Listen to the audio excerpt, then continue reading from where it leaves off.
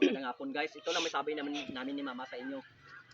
Kasi maraming gumagamot ngayon. Kagaya ng kidney. Tinatawag na kidney. Kasi sa panahon ni Mama, pag gumagamot sa ng kidney, pag UTI, ito kumuha lang sa ng dahon ng hagunoy. Ay dahon ng hagunoy, gamot ng hagunoy. Yung gamot niya, yan ang ginagawa ni Mama. Sa panahon na yun, sa pag gumagamot siya, ipainom lang yan sa may sakit na kidney, yung UTI. Kasi sa ngayon na panahon, mayroon na tayo makita na ginaganyan ang ito. Tapos imposible kasi lumalabas ito na bato, maraming bato. Tapos ganyan. Tapos pagka wala naman sugat, di ba? Mahirap kasi paniwalaan, guys. Yun kasi ang mahirap. Katapos na ganyan, pigain ito kasi sobrang sakit ito, Kunti lang pigain mo. Masakit. Tapos pigain, tapos lumabas na bato-bato, parang iso ng mga sitaw, kalaki o munggo, natawag natin. Kasi sa ngayon, mahirap pa kasi paniwalaan sa panahon Mama yun, magamat siya, wala niya ginagawa niyan. Kasi mga halaman lang ginabigay ni Mama at wala nang ganyan, pag ganyan, o pag agod-agod, natawag natin agod o ano diyan. Wala naman si Mama na siya ang gumagamot sa noong 1970s, 1980s, 1980s, 1990s.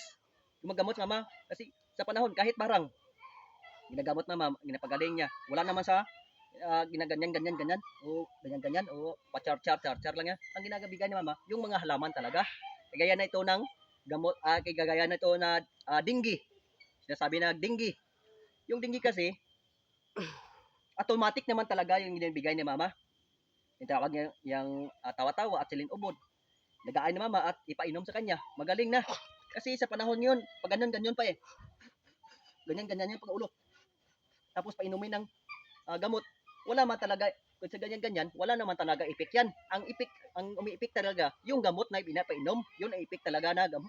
Yung kung mayroon sakit kayo. Kasi kayo sa ngayon, pag ganyan, halimbawa may sakit kayo na dinggi, pag ganyan. Tapos painumin ka ng gamot, mahirap paniwalaan na yan.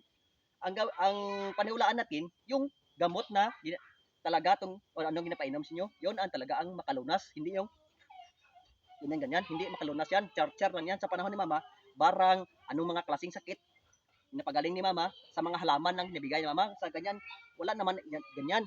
Kasi binagawa na yan para, ibig sabihin para masikat sila o ano. O sa panahon ni Mama, 1970s, 80s, 90s, sa paggamot Mama, ano klaseng mga sakit, wala si Mama ganyan na agod-agod, natawag natin agod-agod, wala na yan, char lang yan. Yung ginapa ni Mama, yung mga halaman lang. Sana practical na tayo. Halimbawa, mayroon kayong sakit na kidney, ganyan na lang, pigain, tapos maraming bato na lumabas. May pagtingnan ninyo, tapos walang sugat. Kasi yan, mahirap na paniwalaan yan. Sa ngayon, sana practical tayo. Tapos pag ganyan, hingian kayo ng pira, siyempre, sa ngayon, practical na tayo.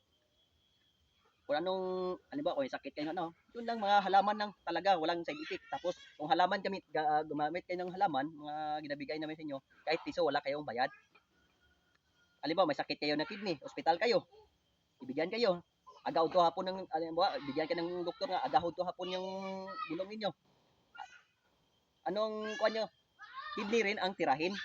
Pero kung mag-herbal kayo, walang side effect, kahit piso, wala kayong bayad.